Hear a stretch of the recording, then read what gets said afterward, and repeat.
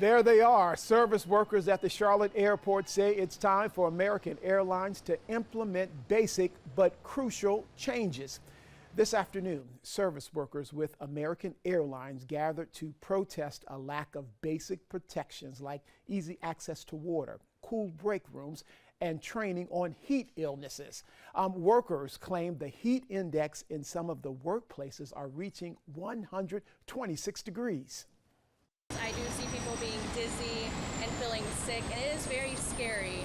Here, we do struggle to get reliable access to water, and that is something that should not be a luxury. It is a fundamental.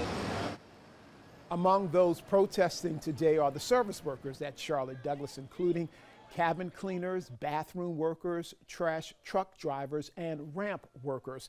They say those working outside, including those who load your baggage on the aircraft, are outraged that management has ignored their requests for regular access to water and air-conditioned break rooms. They're calling on the airline and their service provider, ADM, to make the airport a safer place to work.